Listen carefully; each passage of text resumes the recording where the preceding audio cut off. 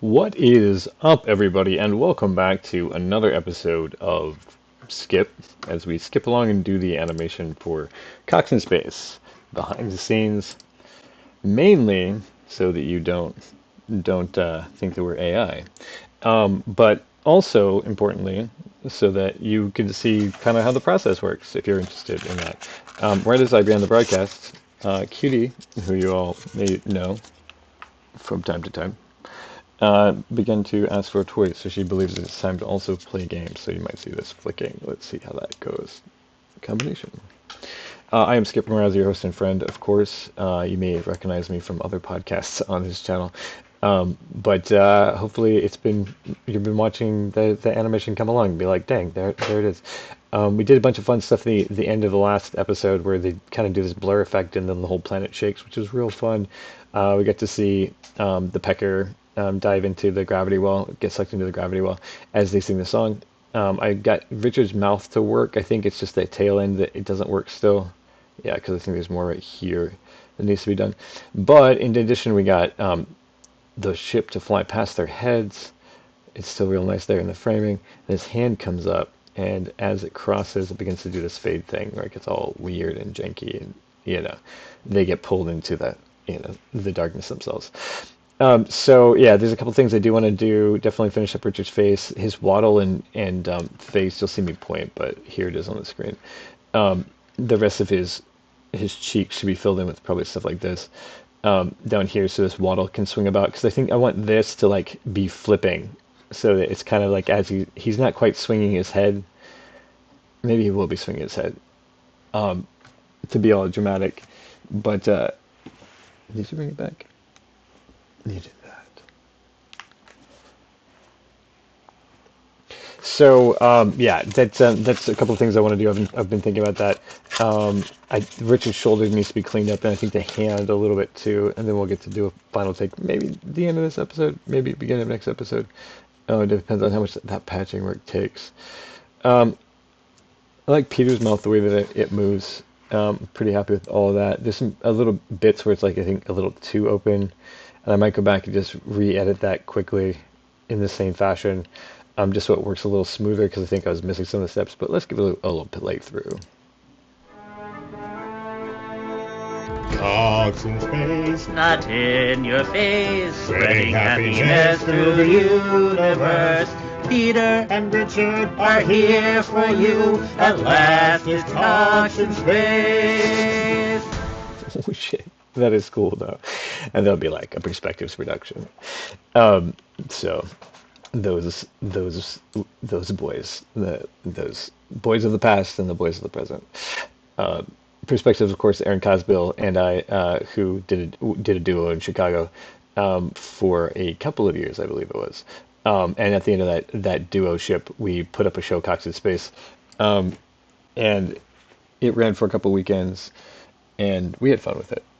Aaron's big pleasure of the evening for every night that we did the show is he got the audience to hug each other, and it was precious. And I am a black-hearted individual, so for me that was heartwarming.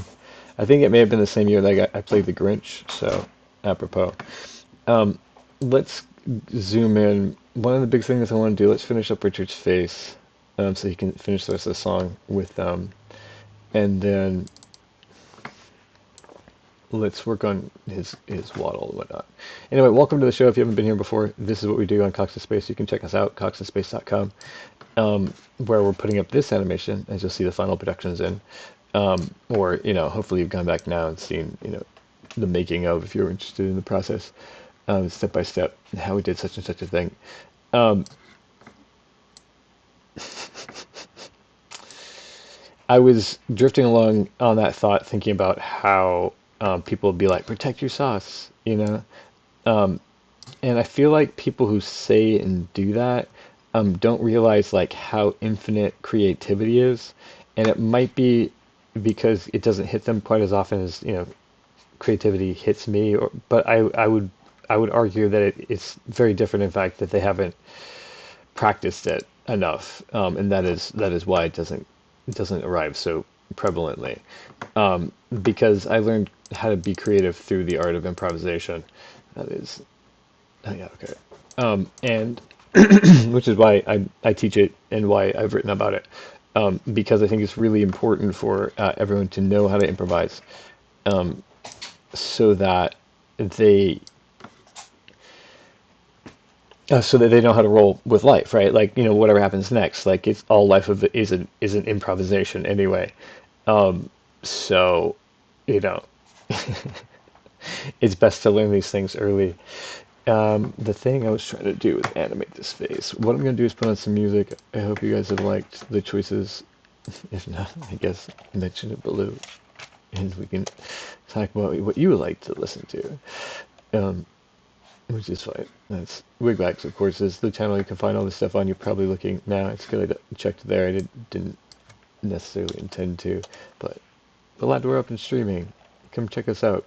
If you want to hang out with me, you can. You can come hang out in the Discord. That's go to coxspace.com and click on the Discord link on the very bottom. You'll see it's just the icon, of course. And it'll take you to the Discord. I'm up in the general chat, and you can just hang out with me if you wanted to. So, and then of course, I meant to. I'm gonna message those guys real quick just to let them know. We may or may not be able to hang out, but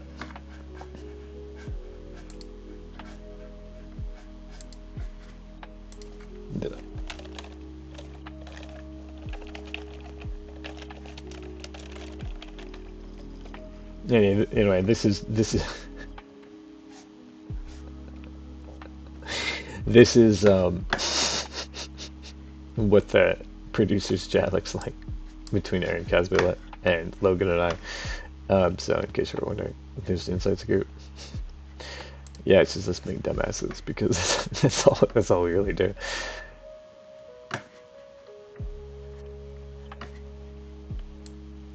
And Richard are here. There it is. So we're doing this guy. We're gonna do a mark there.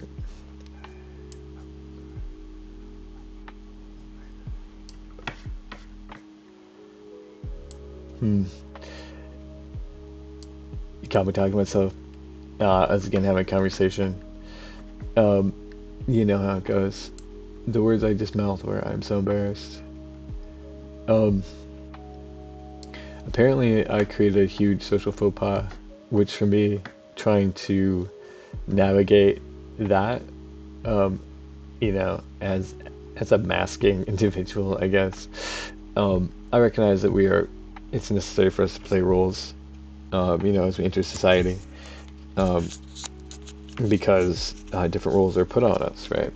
And your whole self can't show up there, because it'd be detrimental to you and the organization.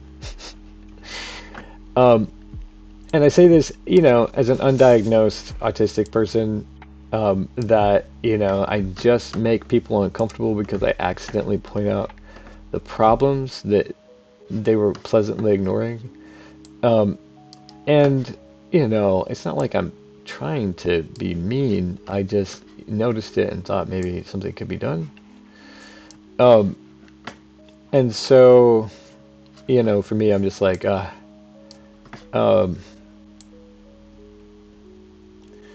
try hard not to be dumb in public and make people dislike me because, girl, you're not bringing back any of these. Come on, what are you doing? Messing with me? You just straight up messing with me? I mean, I'm giving you all the things. How can you possibly? She's like, who the fuck are you talking to? But anyway. So, that's that.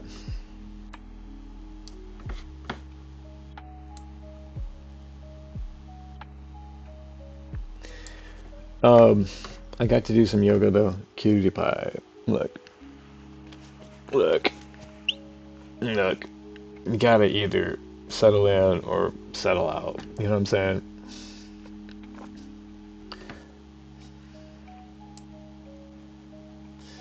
Ooh, this is tricky. It looks like it's a long sustained note. So it should probably be something like this. And then go. Anyway, yeah, if anyone else is tuning into this live stream to catch up on what is going on with Skip, just know that for me, socially, I am very embarrassed. I did not mean to cause any of the distress that I seem to have caused. Um, just being a friendly person who wants to help people. Um, that has been terribly misconstrued in a number of ways, and I don't know why. So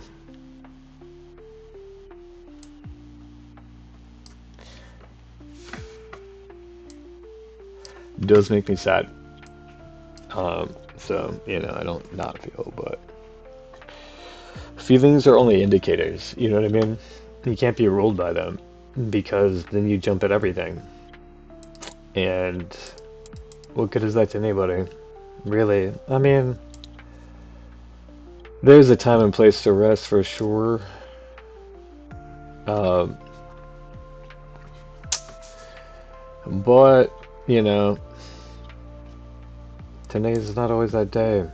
You can rest when you're dead. That kind of stuff, you know? But, yeah, we are really talking frames here.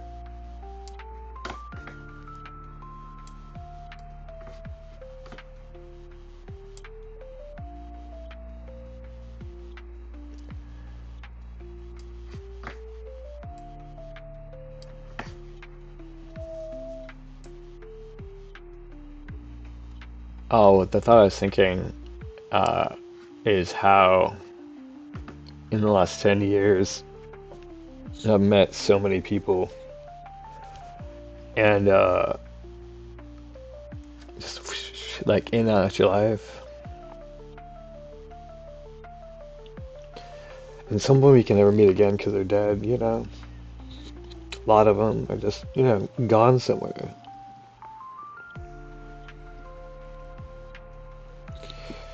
Anyway, I don't know. It's just, I'd like to be someplace, you know. One of the things I need to turn off is this, because it's probably reverberating on you guys. Here.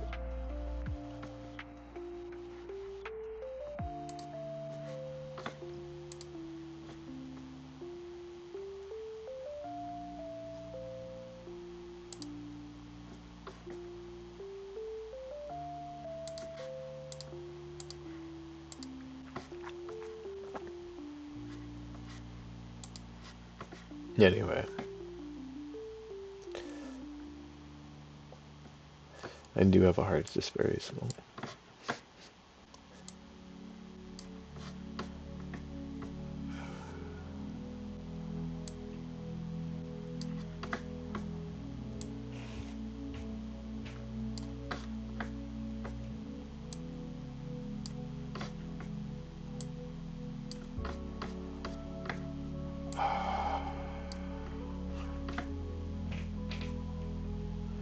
So, while I was doing yoga a couple of days ago, I was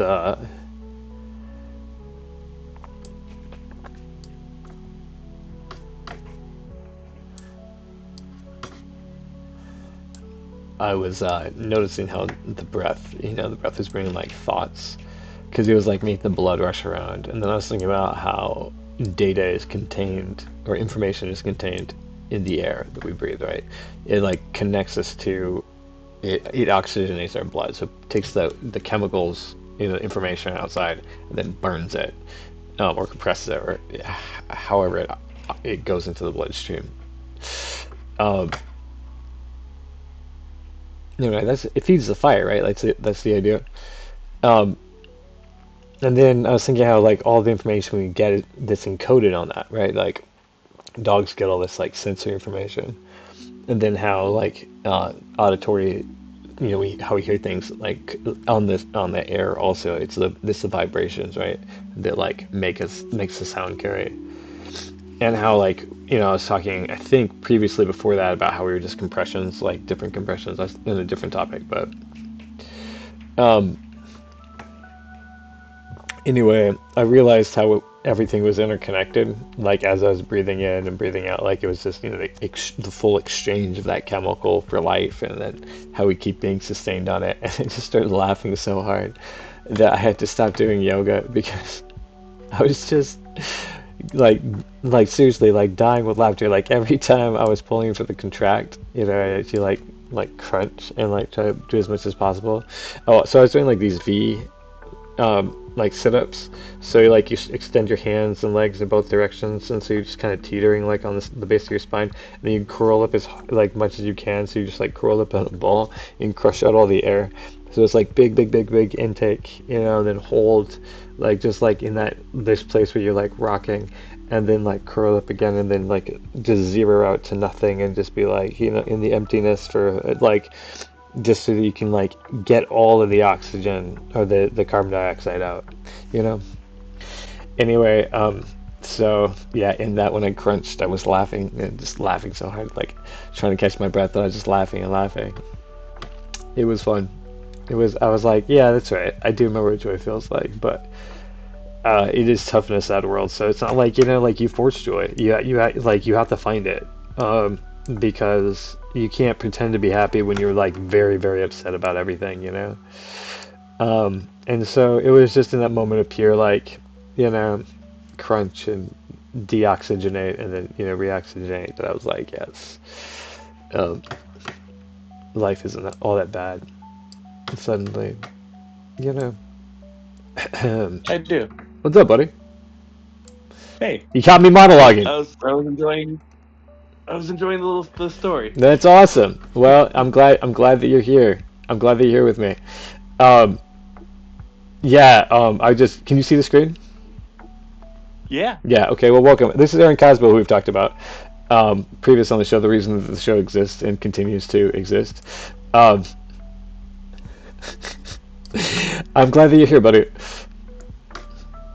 Yeah. Well, I'm not doing much right now. So, as when you said that you're doing something on Instagram, I was like, I'll come to Discord right now. Hell yeah! So you guys saw both the cause and the effect of what just occurred. A little fun inside joke because Aaron Cosby is called Cause for short by no one but me probably, but these are the facts. Yeah. Yep. So how are you, man? And welcome to a live stream, by the way. We are on YouTube, so just so you know, this is going out to everybody.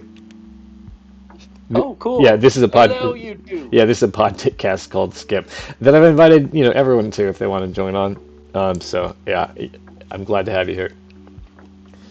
Yeah. Well, thanks for the invite. Well, what is up with you? Oh, I've been sleeping all day. It's Nice. been wonderful. Oh, right, the Well, I holiday. didn't sleep last night, so I slept during the day, and that seemed like more my style. Let's take a guess. The difference between Aaron Cosbill's job and my job is my job a service job? It is. It is in fact. So I work today, and yes, that's why I wasn't sure that it was a holiday. You must have what is it? Warehouse factory job?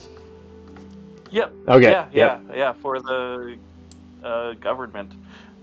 Ooh. So we have The government? I didn't know you were Yeah, you were a government employee. yeah. So some of the wires that we make are for the Navy. Wow. Okay. Wow. So when Aaron's like, guys, I can't talk about anything political on this show, he's actually saying, guys, you just put my job at risk a little bit. Would you please stop talking about anything political on this show? Yeah. Oh shit! Yeah. Aaron Cosby, the secrets come out. I did not realize. Damn, dude, I did not realize that we were doing that to you. You're like, well, we'll be like, I didn't say that, and it's comedy. We were doing bits, sir. Yeah. And you know what? My coworkers love all the cocks in space that I've shown them. So we have a demographic still, so that's good. government Yeah. workers still feel fondly about Cox in space. Hey, I want to show you something cool in 1 second. I just have to finish this little bit where you're doing the singing part. Um, it just takes a little to do that. I think you're singing "At Last" or something like that at this Yeah. point. Uh, but my guy, you're gonna be so excited because I did the animation and I'm excited. It's like whoa, whoa, they're doing a thing. And then I want to talk to you about one idea that I have for Richard that I haven't done yet. I'm really excited that you've taken to animation so well. You know what was funny is that I I sort of had wanted to do animation for a long time. So like I had already kind of thought about how it would be possible, but like I didn't actively apply it because I just was like, but I'm not an animator. You know, I mean, nobody's an artist until they until they do art. make art. Yeah, exactly. I wasn't an improviser until I began to improvise, and then I was like, oh yeah, you just do some shit. Yeah, now you're an animator because you've animated things. Yeah, and now some animation has happened. I have put the disclaimer on the last few shows, especially, and this one too. I want to call out that I am not an animator. I would like to point that out, and that is one of the reasons that, like, maybe you're interested in watching the show because you're like, I am also not an animator. How could I make art? You know. Yeah, that's a fun way to do that because that's that. But then also I recognize that there's people who have gone to school and like they know the techniques, and they would probably be like, "You're doing it all wrong," and I would love to hear that in the comments. Like I would love to hear that. Like as an improviser, like to receive like the information that like, "Oh shit, that's bad information." You're like, "Oh, thank God, now I can give good information again." You know, Yeah. I mean, you want to know if you're like in error. It Maybe that's just the autistic part of me. I don't know. I think Although, God, I don't remember was which movie director it was. But I saw an interview with he was some sort of prominent movie director, okay. where they were asking him how he was able to do all this wonderful directing Yes, stuff. yes. And he said because I didn't know I couldn't.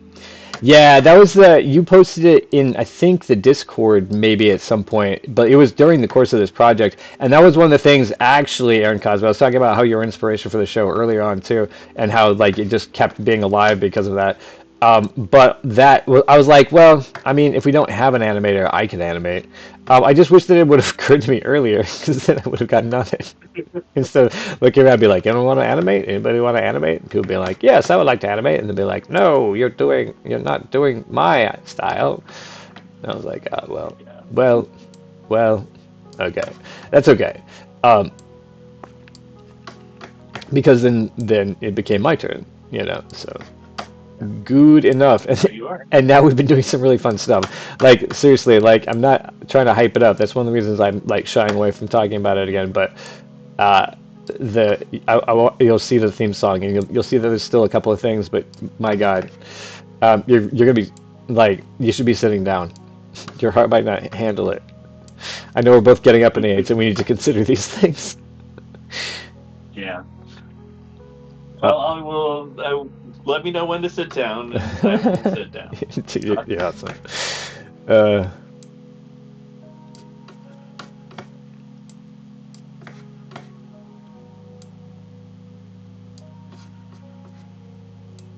but yeah, no. So I was talking about those perspectives, the good old days when we were. How long did we do? How did we perform on stage together? Like, how long was the perspectives run? Ooh, that is a very good question. Yeah, I would. Um, Yeah, give me your best impression, and I'll tell you mine. I'm sorry, I should have paused, and I am going to pause now. huh. Okay. So, I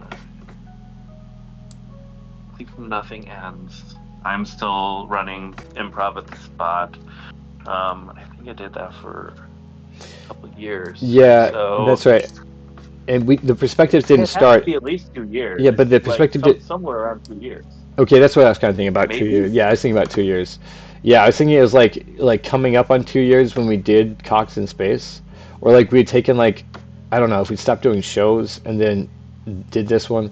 Um, Anyway, Yeah, I think I was starting to do more stand up at Pressure, and maybe it that was that was the like connection. doing less improv. Um, Yeah, I think it's because you've been doing it up at Pressure for a while, and then you're like, "Hey, come up here," and I was like, "Oh, I don't have a team," and you're like, "That's okay, we can be a team or something like that." so like I was trying to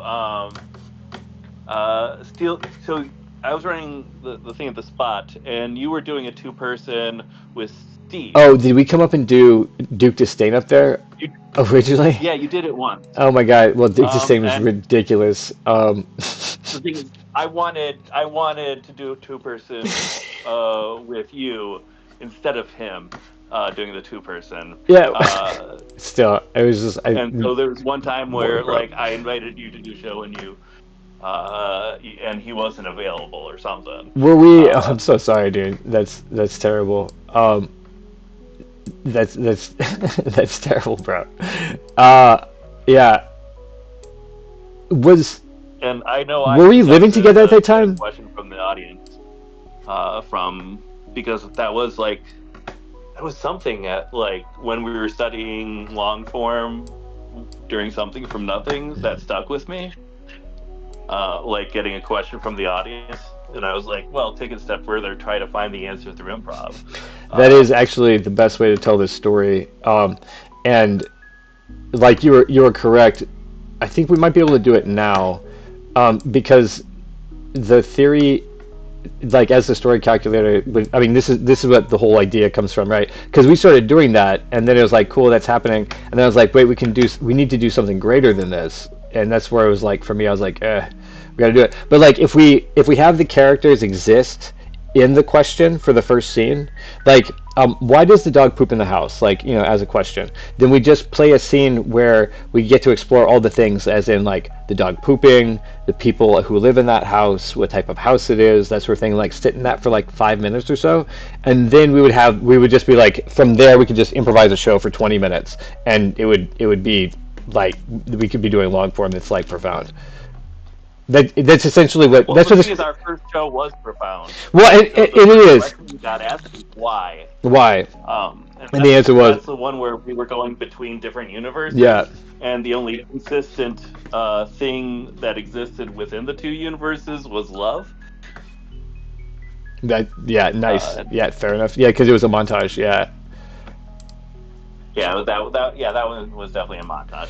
yeah. But Well, that's what I mean. Like you can sit in like that, like just to like just ask the question. Like just let the scene, like the show, just ask the question, and then once the question's been fully asked, then it, like the whole rest of the show will exist in itself. That's like, I mean, that's that's like the essence of long form. Like I broke it down into a mathematical formula, but like that's the essence, is you just pose a question and then you conclude with the answer. Because it mesmerizes audiences.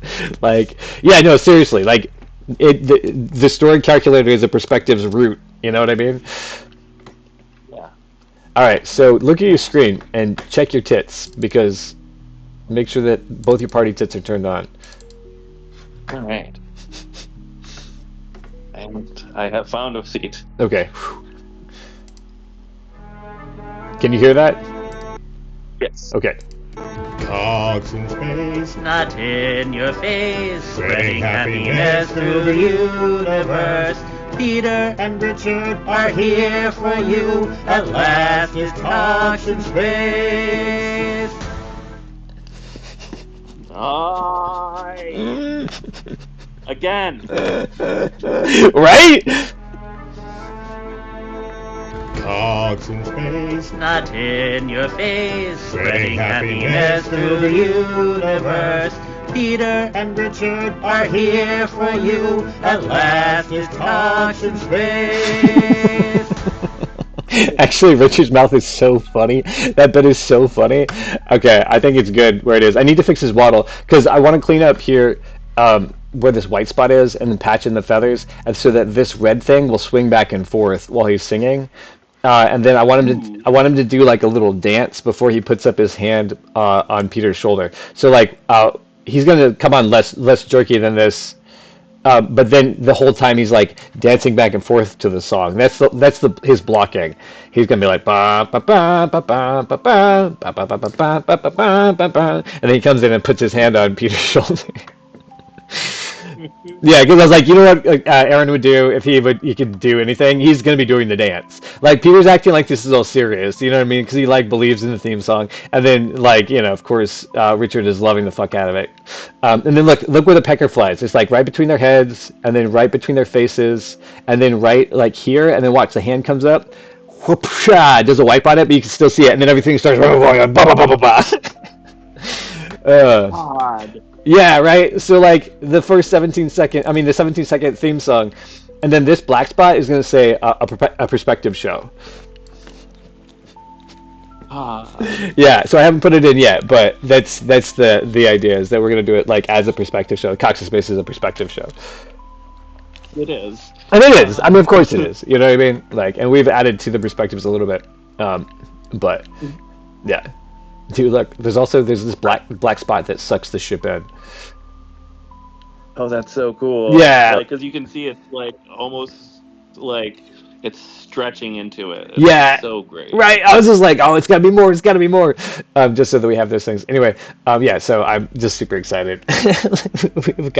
we've got Richard Peters singing to a point. I need to patch this in right here and fix that up. So I'm gonna do that. But bro, the Cox in space. Oh, I'm gonna give you the close up again. Look, they're in space. We've got the pecker in the shot. Ah! Like yeah. Like I mean, I remember when you came to me like at the Vortex and was like, "Hey, do you want to do?" Because we had done that father-son chicken scene. Yeah. And then you were like, "Hey, do you want to do like something with?" I think you definitely had like as a space adventure. Well, and then we just... so my idea was that as a clean comic, I wanted you to do the dirtiest show that you could do. Because I knew you'd want to, and then get away with it. And that's why I leaned heavy into the innuendo. But that's only because, like, I'm a dark-hearted individual who sees how much bullshit I can get away with. And you fell for it. But here's the thing: is that you didn't fall for it. You fell for it in a way that, like, twisted it so much because you're like, yeah, we'll do a dirty show, but. The point is happiness, and I was like, all right, I'll concede that because I know that will be the only way that you'll do the show, which ultimately hooked into your brain, right? And then the lore started dumping from whatever it is in the multiverse that the Cox in Space needed to exist. You know what I mean? So I don't know. I feel like fate itself decided. I'm gonna post this image to you just so you can have it if you want it. I think this image says like everything. If we would want, they're singing, the tongue's out, the ship is on the tip of his finger. So I'm gonna drop that into the chat here real quick. Oh, hey, AC. That's not today's date. What the hell? Never mind. Do you remember when we engaged the jump drive and then we like hopped up? And we all jumped. Well, because then of course Pigs in Space is the parody, which funny, because there's lore to Pigs in Space. I hope Disney doesn't sue us for copyright because that would be lame. I don't think they will. No, they shouldn't. It's a parody of a parody. Yeah. I mean, I guess Paramount owns Star Trek, so I guess they could sue for Pigs in Space because if that was the case, everyone getting riled up all over the place. Yeah. So yeah, Paramount owns Star Trek, and Disney owns Pigs in Space. Right now, yeah, since they own the Muppets. Yeah. There we go. This is the one. This is the one we want.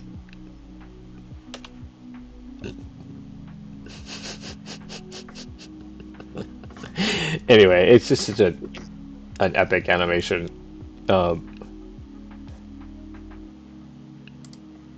So that people can see it. There you go. Yay! Um, it's fun until Daddy takes a T-boat away. So we were supposed to have Deacon come in on Tuesday to read the end of episode 2, but especially Okay. for episode 3. Uh, he's like on the fence about it, not to say names about things. But yeah, just I don't know. I think he's a funny guy, in the same way that Logan's a funny guy, and so that's why I'm like, I think that you'll like it. Okay. Uh, just like if he's like not the perfect fit for Dash, like he will definitely at some point, like he cracks jokes, you know what I mean? And so like he'll be cracking the same type of like Cox's space jokes. So I like him a lot. I get to hang out with him at the job that I work at now. Uh, Yeah. okay. I also hope. So I had invited uh,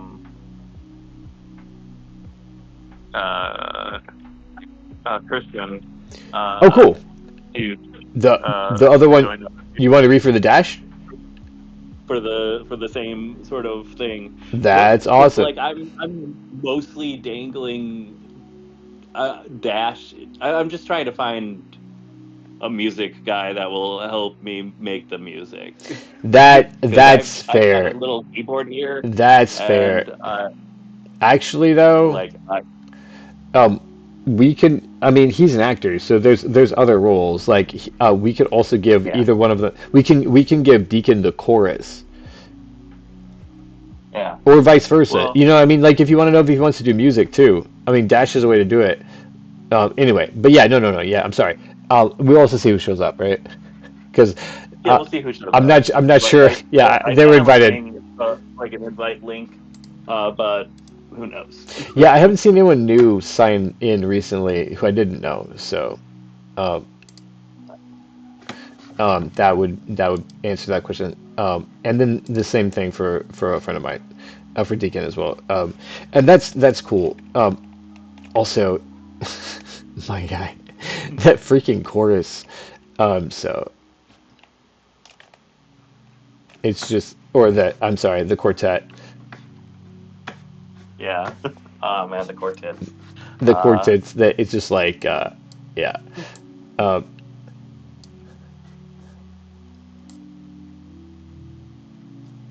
I'm so proud of this show that we've written together. Like, I was also talking about it on the last episode. Yeah, share your thoughts. oh no, I'm just like reading through it. I'm like, yeah, this is really good. It's Like, super I fun. still really love the things that we've written. Yeah. Uh, Yeah, like I really enjoy it. Like the fourth episode to me makes me cringe every time, and where it's supposed to. And we wrote it, and I'm like, that's good. It's too good. I mean, anyway. oh man, I can't wait to see it. See the loopy nightmare stuff oozing around. There is definitely, yeah. Monstrous half and half nightmare. The exactly. I mean, it is Around it is a Her, trip. like glowing ball of light of light. Yeah, I mean, so I was mentioning there's a lot of boobies, which are the ghost bees, but like what we have them do on that show too, is it's pretty horrific. It's really fun to do the musical episode, then go straight into the horror episode, like freaking whiplash.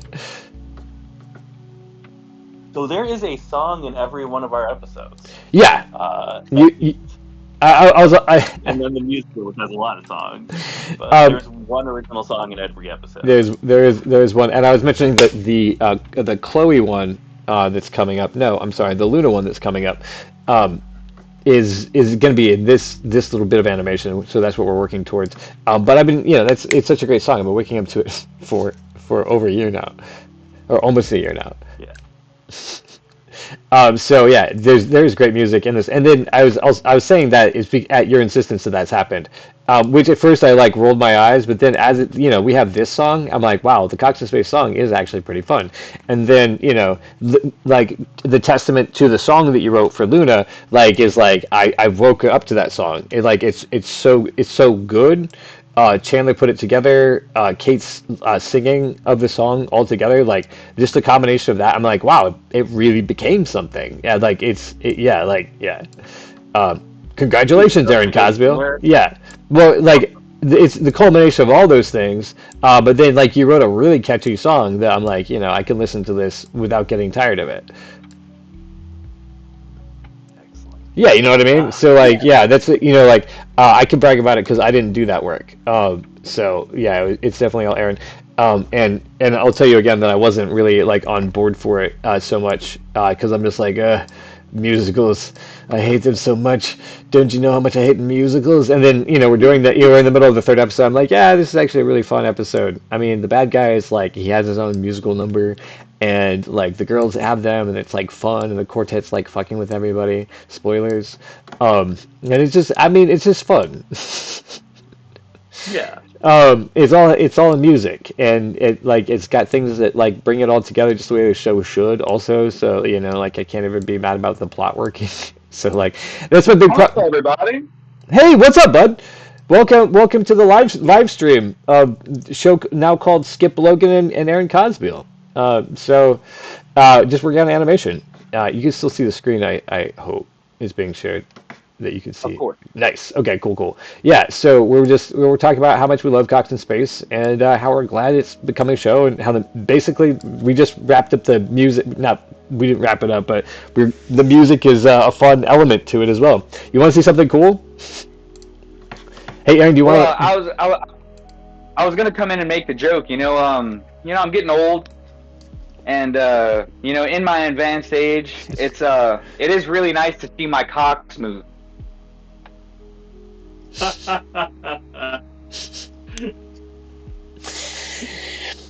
Well, wow, that's a good setup. Do you want to see your cock move? Do you want me to make your cocks move? Yes, dude, I would like to see it at least twitch. All right, here, let's see how this advanced stage. We made the joke also that we had to sit down because we're getting into our advanced years. Cox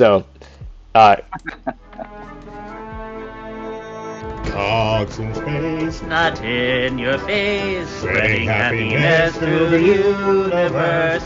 Peter and Richard are here for you. At last, it's Cox in Space. At last. At last. It is Cox in Space. It is Cox in Space, right? Yeah, dude, that's awesome. It's coming It's together. so good to see everything, like finally start to happen. Yeah, we were like on the calls. We were doing the drawing with Jack, which you guys should definitely check out the process of how he did this. Like he did not just do this overnight. It was meticulously putting in every line, and shadow and highlight. Yeah. Months of work. Yeah, and one of the things I pointed out here, I'll do it for you guys too. I think this is hilarious. Is that what you just saw is this panel right here? Let me pull it up real quick, just to put it in perspective. I know you like that one, Aaron. That one is particularly for you. But it's this panel right here. This one. You got screen share, right? Like we're not just like. Yes, I'm. I mean, like I wasn't sure if it was also. I think I shared the entire screen, but yeah. So that's what the theme song is based off of. Is that? And then you put the planet behind it. Well, so many things. That's why the process. I mean, part of that theme song that we see comes from this panel right here. And manipulating that so it's now like in space with them and flying through it, and then taking the ship from the first shot and putting them in there. They sing there. Oh god. Anyway, but yeah, it's just wild. Like we saw this panel get drawn, and we're like, oh, that's so cool. And then like now it's becoming this, the Cox in Space. That you can see these guys doing this. He's shaved now, less of a waddle. But yeah, dude, Logan. I mean, the shit's coming together. Truly. What's going on with y'all? Well, we just hosted our friends and their kids for Memorial Day. You posted up on Made some them? burgers and Oh, hosted. Gotcha. we hosted. Yeah, no, we didn't post up on them. Damn, dude. I was like, son. Like, yeah, dude, we just went outside their house, just stood in their front yard. Just like flexed on them for like half hour. Or all of Memorial Day. Yeah, dude. I made sure I wore three wristwatches on one arm.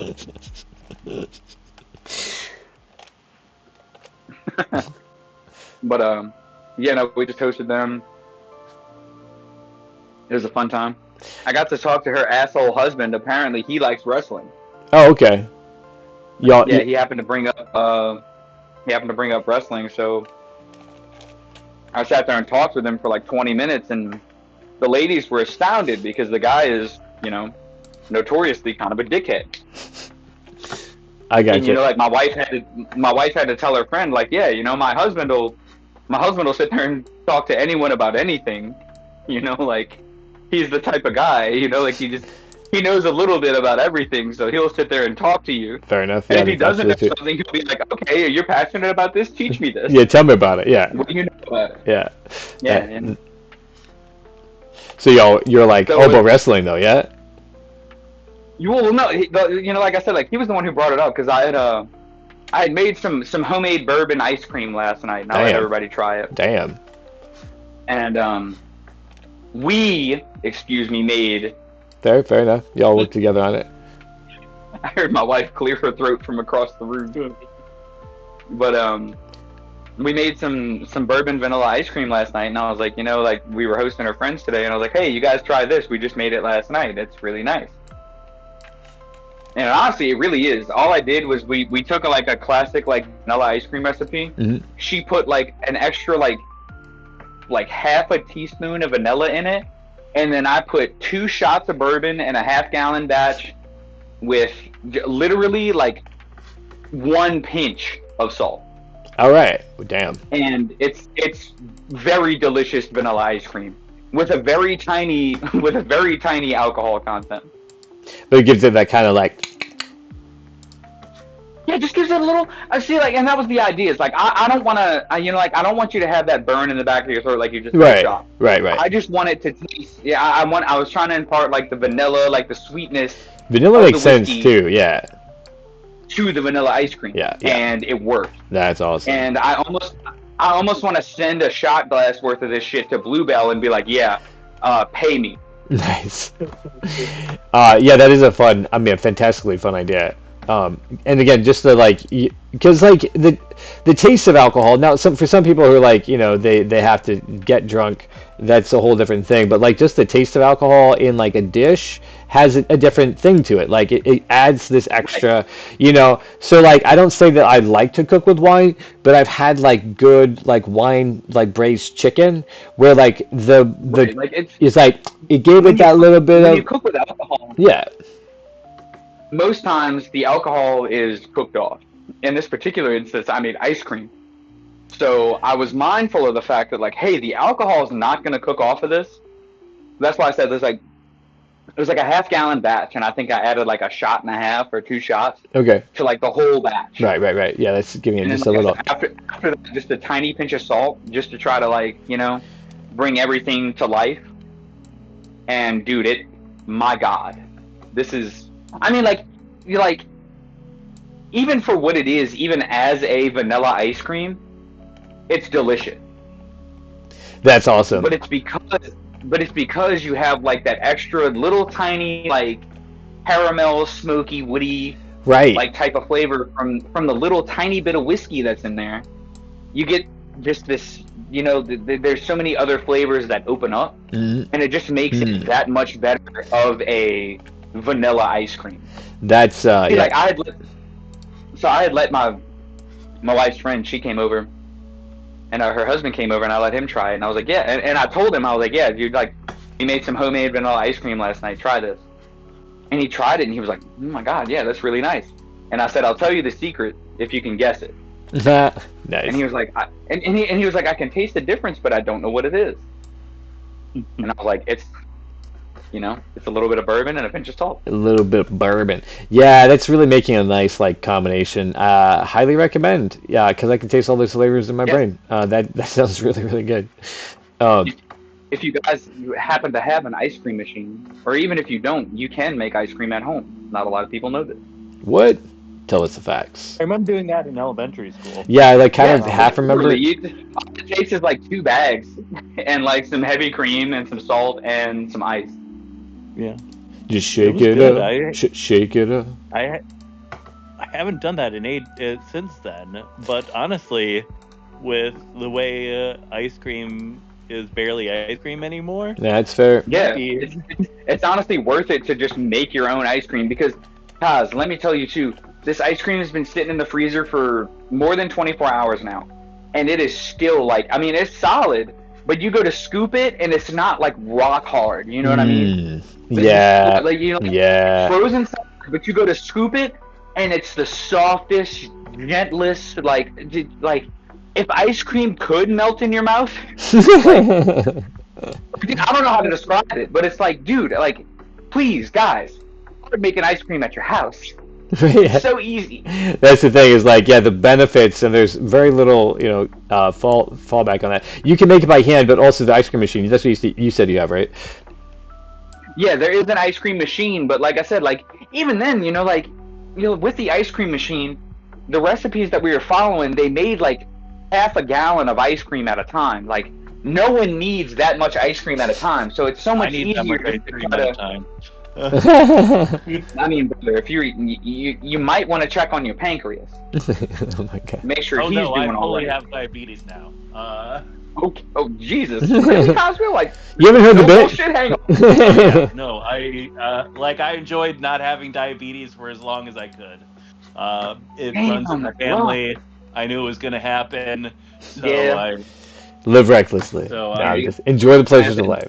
Diabetes, heart disease, cancer, all that shit runs in my family. But the way I figure it, guys, something's got to kill you. None of us make it out of this alive. Right.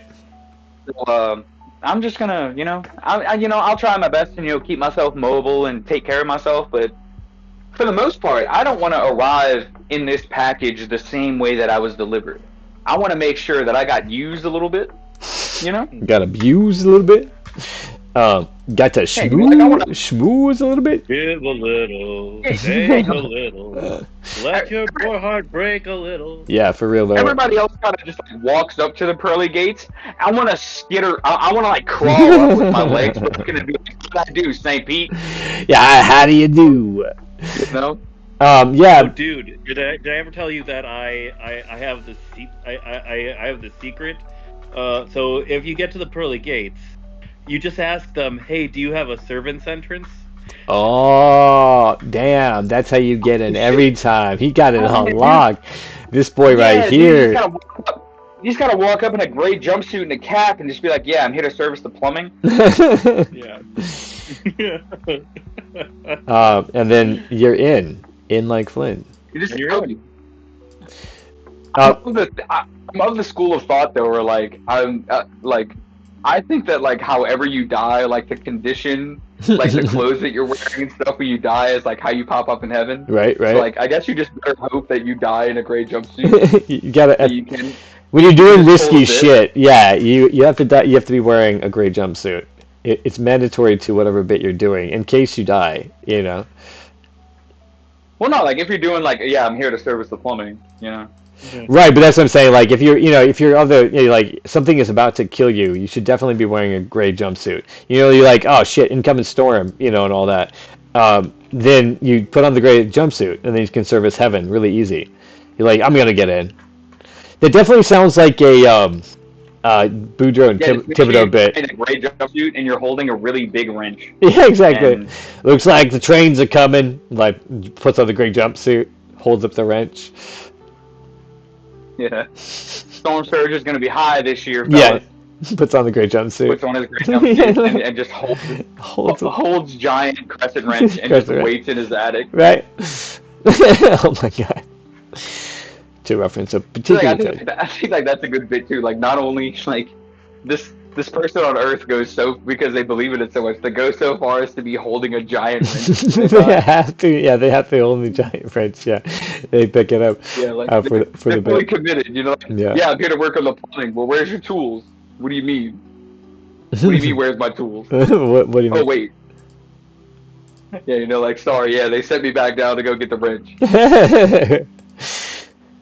Just the idea, I mean, St. Peter would have to recognize, he's like, damn, this guy died on the job. You know, like, he must be the best plumber in the land. So, of course, he's going to let you in. Dude, to die on the job as a plumber has to be a shitty way to go. Oh, No pun intended. oh, pun intended, though. Sorry, Elvis.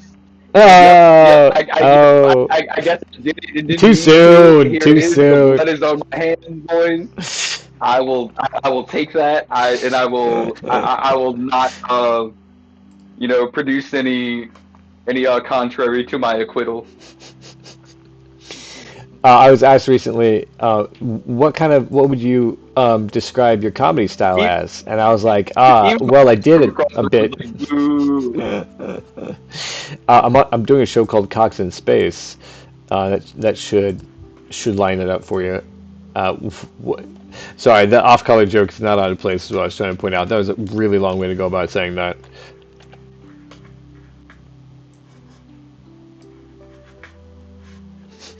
All right. I'm sorry, Skip. I was trying to explain to my wife that you know, the pun that I made was a shit joke, and then I realized I did it again. She didn't catch that one though. Damn. You got it though. Yeah. Why is this not moving? And like I said, once again, not intentional. Trying to call the joke dog shit, and is- accidentally just keep making puns. That's all you can do sometimes. Aaron is the king of them. Yeah, I was surprised he didn't know that Aaron was a diabetic because he has some very classic jokes about how much he likes to eat bowls of ice cream. Yeah. I don't believe in a food pyramid. I believe in a food arch, and sugar's the keystone.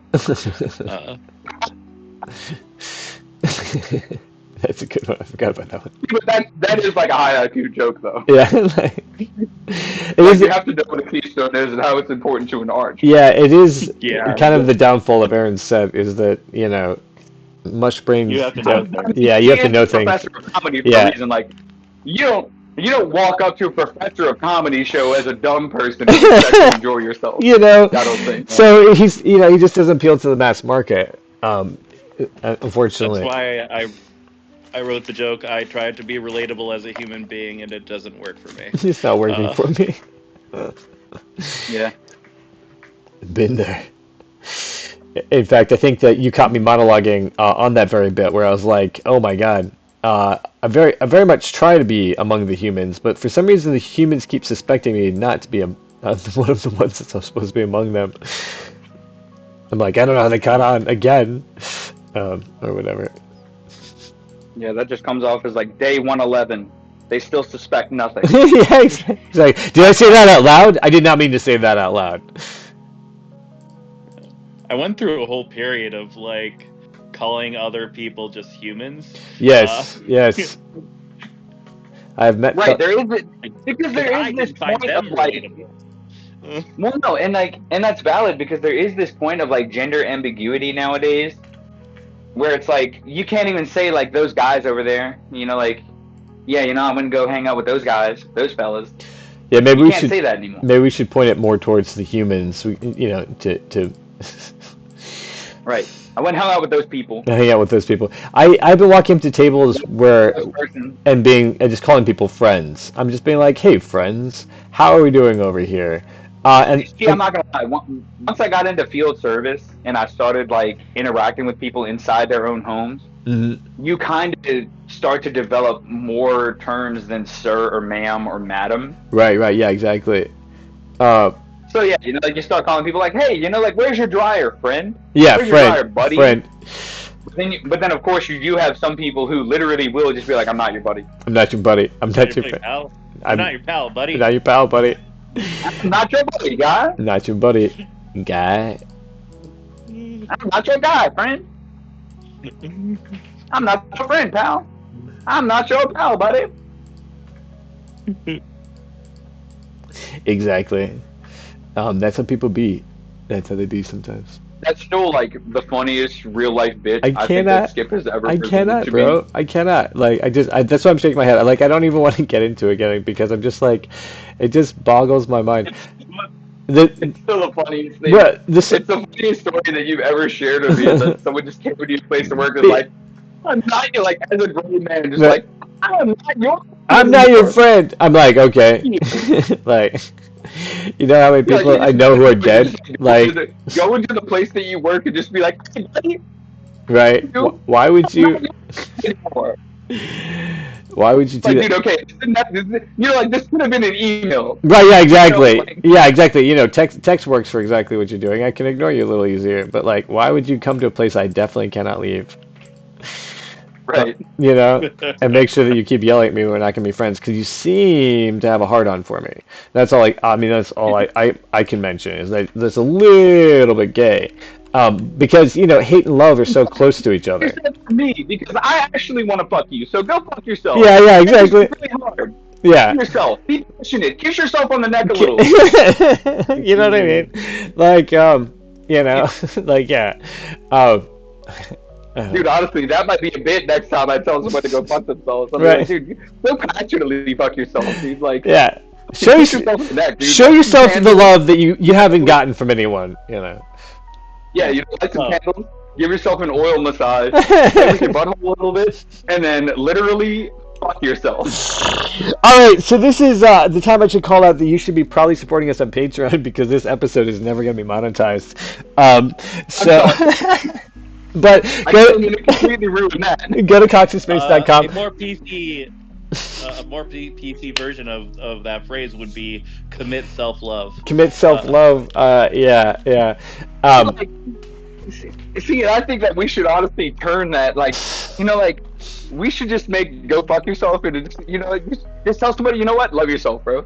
Just love Love yourself yourself. because Be it better. really is. Yeah, Love like yourself. I mean, Love there's, yourself and be better, but that's Just- just code just- speak for go fuck yourself and learn how to be a better person. yeah, exactly. I have actually had to say those words to people recently, and that's why I was shaking my head. I like because it's like interconnected to the same, and I was just like, it's so weird. Yeah, because you have to be like, as an act of self-love, I need to tell you to get the fuck away from me, right? Like, Yeah, like, you know, in order for me to do my best self-care for myself, Right. I have to tell you to fuck off. yeah, So gently, gently, firmly, and with absolute love to both of us. No disrespect, but this, y'all gotta fuck off. Yeah. But no, sometimes you can't even say no disrespect. Sometimes you do have to just No, be like, yeah, no. with the utmost disrespect. No, but Off. yeah, Like, I mean, like, because you never have to hate somebody is the interesting thing about it. Because that's what started this thing. Is love and hate are the same thing. Like the person who decided to yell at me, just has great admiration for me, and they're upset by that. yeah. You know what I mean? And there's Love and nothing. hate both come from They're, love and it's hate from the both same come from source. passion. Yeah. They're- Yeah, you're very passionate about Profound something. comments. Yeah, and then it's how you relate to that. And it's not really. I don't think it is that profound. I think that the things that you love, you hate because they control you, in ways. And yeah. I think it's profound simply because a lot of people who hear that won't understand it. Okay. Okay. Yeah. Love and hate both come from the same place. They both come from passion. Oh yeah. They Yeah. both come from this fervent, belief in something, or want for something, or support for something. Yeah, I would 100% agree. Damn, his head is so awkward. It does what I want to in the end. Because I mean, if you feel nothing, that's the opposite of love and hate. Like love and hate, love and hate are twins, almost Siamese twins. Love and hate are yin and yang. So to Something like that. Yeah. They're just they're yeah, two parts of the same circle. so interconnected to the same force. Yeah. Well, I mean, also like self-love is always an act of destruction to something else too. Like if you take care of yourself, you're eating something that another creature won't eat. that's just, the air that you breathe is not for something else. We have like waste that we give to the plants, and they use it. Okay, so that waddle's gonna. But I mean, also, like being human and being at the top of the food chain, you shouldn't feel bad. I mean, I'm not saying you should. I'm just saying I'm not saying that you should. I'm just saying that those are the facts. Like, like that's just the how we exist is that, and we just want to do as little harm as possible in the fact that that's the case. Right. And I mean, and I was actually talking to my wife's friend and her husband about like buying groceries and stuff. It's like I shop at a particular local grocery store because I know that they source their fresh stuff as far as meat, produce. They source all their fresh stuff as close as they can get it to the store. So like if there's somebody, so like for example, like if I'm in Denham Springs, Louisiana, and someone is growing strawberries in Ponchatoula, they will buy the Ponchatoula strawberries before they buy the strawberries that were grown in Mexico or Honduras. That is awesome. Yeah, you're gonna pay a little bit more for that, but you're getting a quality product that's local and came out of the ground not far from where you live, at least as close to the ground where you live as possible. It's like nobody grows avocados in Louisiana. Like right. There's some shit that you just can't get locally. But like they try to source it as close as possible, and that's And you guys aren't that far from Mexico. No, and see, I will shout out the local grocery chain. Shout out to Rouse's. Rouse's Markets in Louisiana, man. If you want fucking locally sourced produce, you want your meat growing up as close to the ground that you live on as you do. Shop at Rouse's, man, if you live in Louisiana. Not sponsored by Rouse's. Yeah, no. But so we are not being paid by Donnie Rouse or the Rouse's company, but this is just my personal attestation. So as to say that Rouse's is a good market. You might pay a little more, but you're getting locally sourced stuff, and that's true. You should do that if you can afford it. Please support anything local, dude. Farmers markets. Dude, local butchers. Check out your local butchers, man. I don't think a lot of people realize that you live closer to a beef farm than you might realize. And I don't have beef for that. Yeah, man. Like so much at stake. The stakes are high, dude. Y'all want to talk about it? The cattle have been smoking weed, cause the stakes are high. Hey, but, do Jewish cows have a brisket? Oh my god. Oh my god. I was drinking water that time. That was dangerous. I was not expecting that one. I should have seen it coming. I heard Jewish cows and I was like, oh god, we're about to get fucking stricken. Yeah, actually, it's like this stream has been routed to the White House. Yeah. Please God, don't mention the Mestiza Bippa. And actually, you know what? We're not even going to get into that. Local beef, dude. Buy local beef. For real. Like, most, and I'll be honest with you, like, most Americans do live closer to a beef farm than they realize. And you can get beef from, you can just get half a cow. Half a cow doesn't sound like much, unless you know how big a cow is, but dude, that's like 200 pounds at least of edible meat. That's not including like bones and cartilage and shit that you can use to make stock and stuff. Like, dude, like, if you hit up the right butchers, they'll give you the organs. They'll give you the stomach, the tongue, the eyes, the brain. Honestly, cow tongue and cow brain are delicacies in some countries. I've heard that. Yeah, in Mexico it's lengua.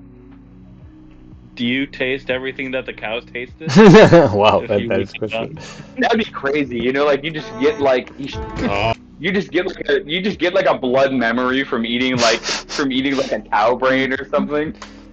You're like, you eat cow brain one time, and all of a sudden you're really afraid of electricity. You've got this craving for grass, and not just grass, but second-handed, third-hand grass. Right, Yeah. yeah, like not grass, but hay. I want hay. I'm really craving some hay right now. Y'all craving some hay? Grass with the cow. You guys got any dry corn?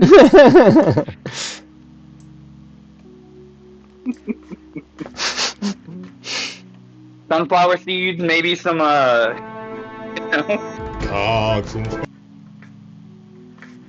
Is that you guys can hear that audio, right?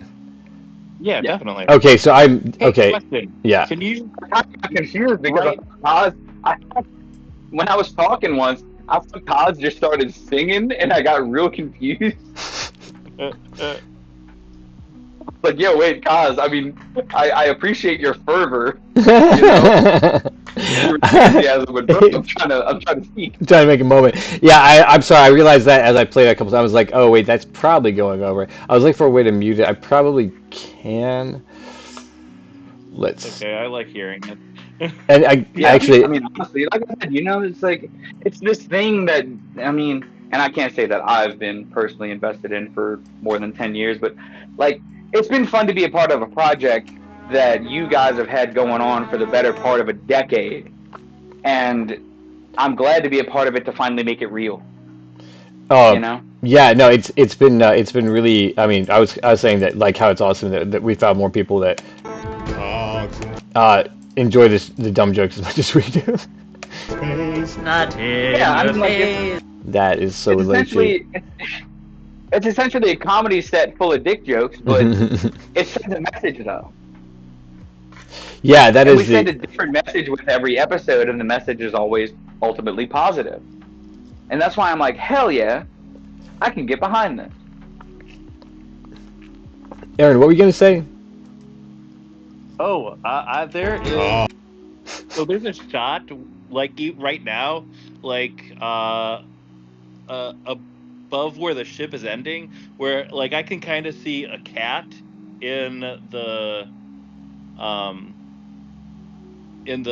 gravity well. Are you talking about this little bit right here?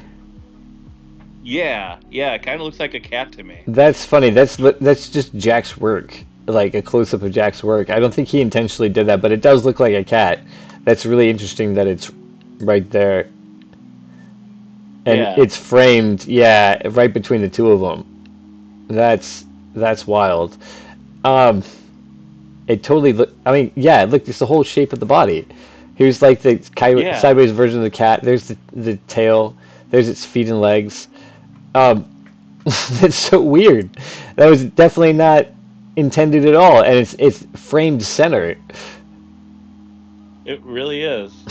It's sort of like when you can see shapes in clouds. Yeah, That's what- I mean, I would give you that. Like, yeah, that's the effect. Like, did you guys know that some people can't rotate an apple in their head? Yeah, I'm one of those people. I can't do that. Oh, Really? yeah. Like I Yeah, I get don't think I can. I get flictures of color and I can whatnot. fully visualize a cow. I can fully visualize a cow right now and make it do backflips in my mind. And that's fun. Like, you can't do that? No. Like, I thought everybody had, like, three-dimensional concept thought.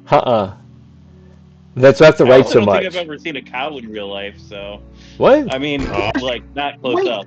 Well, hold on a minute. This is a bigger issue. Yeah, actually. You've Like I've driven past where cows are, so Cogs there's and that, but not like Not gone in up your to a cow. So, I mean, okay, I just needed to know that you had witnessed a bovine specimen with your own ocular organs. Yeah, If we're you've driving driven past. past the cow, you've looked at a cow, you've seen a cow, thank God. You're an American, aren't you? I mean, we would have known that he was a Russian spy. If you had never seen a cow before, we would know you were, not from here. Well, I'm Like, sure they have cows in Russia, so what? like, I mean, I know they have cows lots of places. No, it's just- So in my algorithm right now, there's some guy that's walking across the world from Australia, and right now he's in Turkey, and there's so many cows. Oh wow, Turkish cows. So yeah, so there's cows all over.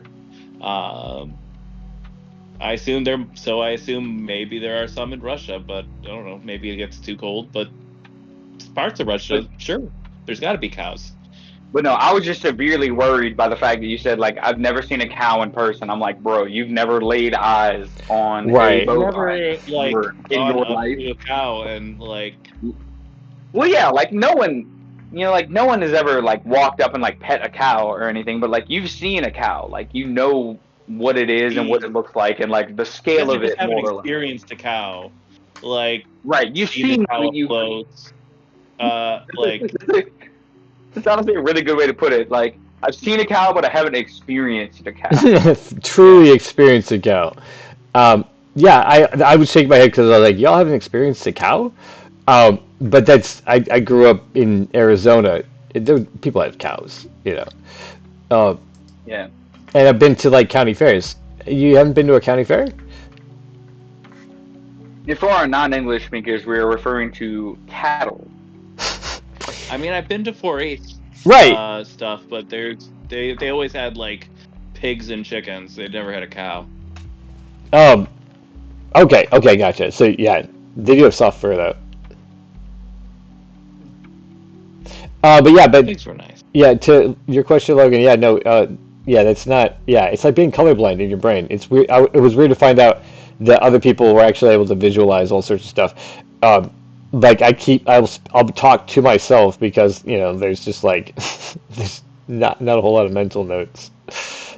Yeah, I mean, I'll do that too, but it's like my thought process is like I can visualize things like completely. Yeah, it's what makes working on My three-dimensional dream, objects super difficult. Is because like I I can't. think my dreams, I think that's one of the reasons my dreams are really scary. Whoa! Oh, that's right. Because When I do, and see, like, I mean, I'll just go ahead and say it. I do might it. be a tough nut to crack because, dude, most of the dreams that I have that I remember are horrifying or impactful. Really? Like they're either really scary or it's like a loved one dying.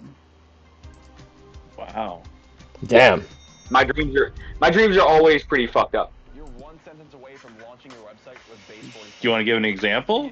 I mean, Can you remember one? that is pretty terrifying. So I've had a recurring dream since I was like probably, oh my god. I mean, from as young as I was to understand what driving was, I had this recurring dream where I would be like behind the wheel of a car, but like unable to see what's in front of me. Oh, gotcha.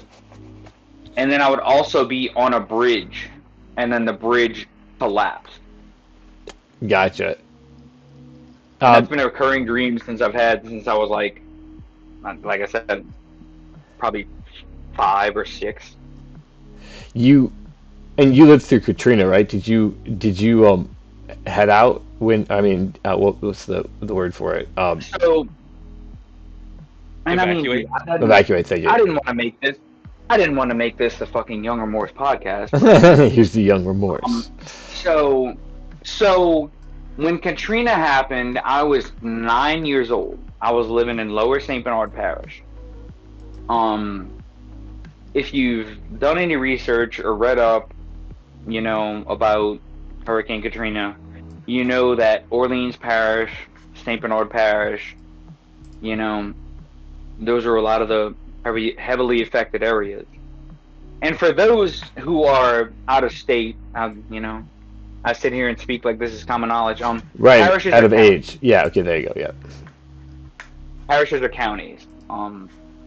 So I grew up in St. Bernard County, which, if you look at a map of Louisiana from like the 90s, St. Bernard Parish encapsulates like the longest toe, as you would visualize it on the boot.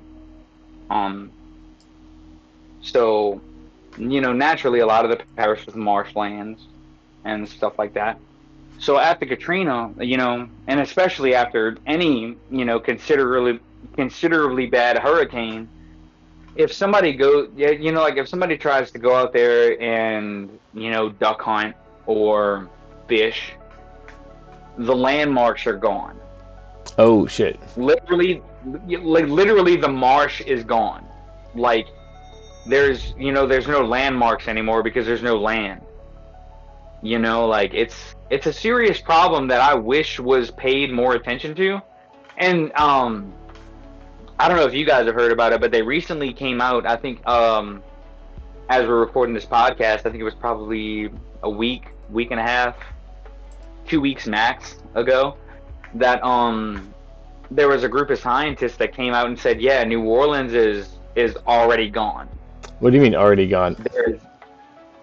Well, like you guys have to evacuate. Like it's not gonna right. Like within literally within the next century, New Orleans will be underwater. Holy shit. There's no question. Holy Yeah. shit. Yeah, I heard that. And I did not. Yeah, there's no question about it. Within the next 100 years, New Orleans will be underwater. Oh, is that why they were treating it like shit? I was wondering why they were acting like it was a disposable city and like nothing was getting repaired. Because they're like, yeah, because it's fucked. It's fucked. That's what I'm saying. It's like, like they knew New Orleans was, like after Katrina, how it got treated. Yeah. I knew it was like, yeah, nothing. This city is going to be underwater in the next 200 years, and I knew that at 10 years old. Wow, gotcha. So the place you're living, you're like, this is so temporary. Yeah, like I was like, dude, I honestly, as much as I love this state, I love the culture, I love the fact that I have Cajun French blood and Spanish blood and all that shit run through my veins. It's awesome. Like the amount of culture and vibrance that is in the French Quarter on a day-to-day basis, right, is amazing. But at the end of the day, you look at the things like even what I was told back then, like we're losing a football field a day. And that's a real stat, by the way. Football field a day. Of shoreline. Like 7 meters a second. Wow. Collectively. Wow. Yeah. Mm-hmm. So Louisiana, especially New Orleans, in that same study, they said is like one of the most endangered habitable coastlines on the planet. Wow. On the planet, Skip. New Orleans is fucked. Well, you guys can always make a newer Orleans. Oh my god. Yeah, New Orleans. Where are you gonna put it, guys? Where do you think we should put it? If you're a little bit north. If you're gonna put it, hold up. Like, and this is saying, yeah, Covington. I'm trying to ask people who aren't from the state, where would you put New Orleans if it wasn't right where it is? Where would you put it? What's that city that's like just north of you? Just replace that one. Yeah, it's basically what the North Shore had become, right? But like, it doesn't have the culture. We could replace Shreveport or Alexandria. Yeah. Hey, Alexandria, that is another place that sunk into the Mediterranean. So, like, thankfully, Alexandria is in North Louisiana and firmly on the North American plate. Thank God. Mm-hmm. Because that's the thing. I recently learned, guys, that there exists a such thing called the Baton Rouge Fault. Have you heard about this? No. No? What did Baton Rouge do to make it fault? It is at fault. It's defaulted. Yep. It decided to exist right at the edge of a continental plate. Is what it did. Damn. Fuck that bitch. I mean, respect for all states and things. So essentially, like, between the flooding and the Baton Rouge Fault, from what I understand, New Orleans might have, maybe, if things go well, another 100 years. But I mean, dude, honestly, you look at it now, like, the plumbing down there is dilapidated. There's literally a sewer break or a water main break, like, every month. Like, it's all dilapidated.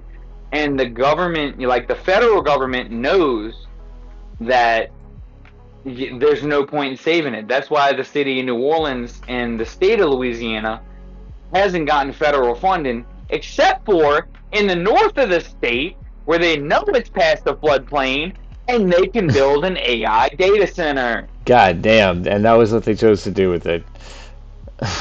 Wow. In North Louisiana too. In North Louisiana, that's when I knew. I was like, yeah, we're cooked. Yeah. We can't save New Orleans, but we can save the data of New Orleans. Yeah. And we can upload it into a holodeck People where have the everybody, memory yeah, of these yeah, people. yeah. Yeah, you'll have memories, you'll have lore, but you won't have the culture. You won't have the buildings to walk around. You won't have these 200-year-old works of art. You won't have these giant marble statues of Napoleon on a horse, like that were handmade. Like, you won't have this giant cathedral that was built in the 1800s, almost inclusively out of wood and marble. You know, like, you lose a lot of culture when you lose New Orleans, I think, right? Yeah, that's Yeah, fair. I hear that there were entire streets made of bourbon. Aaron coming Jimmy through. Cosby, you made me laugh, but it's not a joke. That was a good bit, though. I mean, it's like Logan, that was the most impassioned speech for a city I have ever heard in my entire life, and it makes me wish that I had a place. But yeah, I'm not even done, Skip. That was the intro. I grew up around there, man. I grew up further south than New Orleans is, you know? And to know, like, I got out early, and I was lucky. But, you know, for the people who are still down there, and the people who are still like, this is my family's land, and I will never leave this place. Like, dude, like, you're gonna own a spot in the sea, dog. Like, you gotta get out of there, man. Like, right. and like, Or for as much sympathy Atlantis. as I have for the culture, dude. Like, I have family who built lives on crab trapping, shrimping, nutria hunting. Right. You know, like, really just living real true like living off the land type shit. Because that's how people have done it down here for the last 200-300 years. That's all we know. You know? And the fact that might be taken away from people, and you're gonna have upwards of 500,000 people, because they're talking about 380,000 just in New Orleans. Bro, you're not considering everybody who lives in the lower 9th Ward, upper 9th Ward, Chalmette, Araby, Violet, lower St. Bernard, Wyclosky, Carnarvon, you know, all the stuff that Reggio, all the little towns down there that don't have no warning because there's only 15 people ever living there permanently. Those are the ones who end up getting fucked over when shit really hits the fan. That is definitely true. Guys, check into it, New Orleans and the situation down there. This has been a Young Remorse podcast where we get the impassioned point of view of one Louisiana man. I had to cut in there. I'm just gonna real quick play this because I want to take a look at it and then cut the live stream, but we'll all stay on the Discord, of course. So hang on one second. I just wanted to see how that looks and sounds. Cogs in space, Not in your face, spreading happiness through the universe. Peter And Richard are here for you. At last, it's Cogs in space. Sweet. Yeah.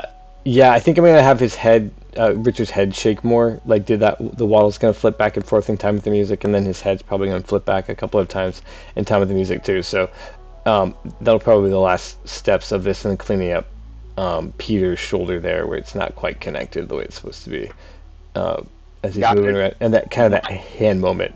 But yeah, it's coming together. Finally, this 17 seconds it's taken like a month to do all the little pieces for is happening. My cocks are moving. Yeah, you can see there's 3 cocks in this shot. I mean, well, 2 cocks and a pecker. And then they're right above Pussy Paradise, so as they should be.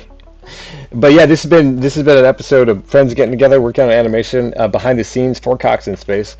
So check it out. It's coxinspace.com. You can do that. We have merch that just dropped, and you guys should be getting some of that to help support the show. Some really kick-ass T-shirts. Mine's coming soon, and you will see it on the show. I'm Skip Marazzi here with Logan Gifford and Aaron Cosbiel, the professor of comedy.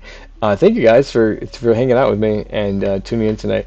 You guys also can hang out on the Discord, just like these guys have been. So check it out. Come hang out with us.